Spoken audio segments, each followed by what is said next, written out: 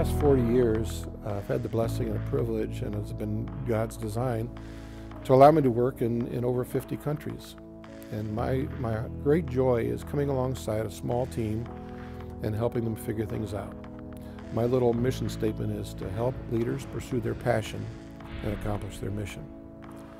And in 1 Samuel 14, we learn about Jonathan and his armor bearer.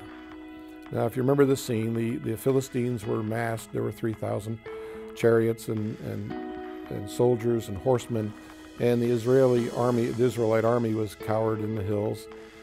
And one day, Jonathan strikes out. He says to his armor bearer, let's go over to yonder crag, over that hill over there where the Israelites are, and see what God will do, because he's not limited by many or few.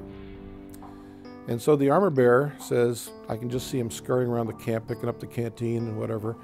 And following Jonathan, he says, turn to your right or turn to your left. You can count on me. I'll be there with you.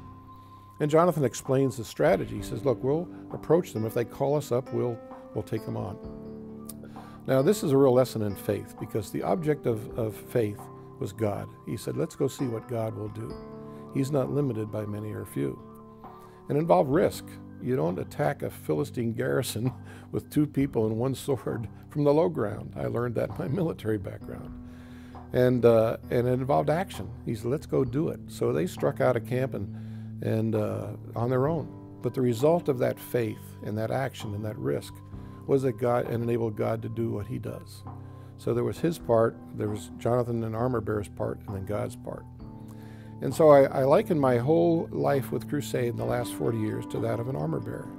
And I've had the privilege of coming alongside at least 4 wonderful men who've been giving leadership. Because being in a supportive role, and an administrative role, and an operations role, we had such things as I founded campaigns and other outreaches that stretched us way beyond our capacity. And I think I learned one thing, that you have a ministry, you have people, but the capacity to keep it going, to sustain it, was really our challenge. How do we sustain our ministries in spite of seeing the great growth and the response to the gospel? So I'm always asking the question, what does help look like? You tell me.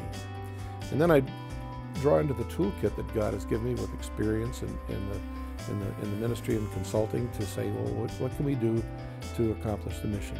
And I just help bring order out of chaos or direction. And when you're an armor bearer, you don't get a lot of notice. In fact, we never knew who the armor bearer's name was. He was just an armor bearer. He came alongside. And that often happens when you're an armor bearer. You get the privilege of working behind the scenes in the background. But it's a relationship that was built on trust and collaborative effort. I felt like I was helping lead the ministry in various roles. So I just want, maybe some staff looking for positions, and I couldn't think of a better position than to come alongside as a faithful number 2 to support leaders that have a vision and have a task to accomplish. And that experience has been probably one of the highlights of my life.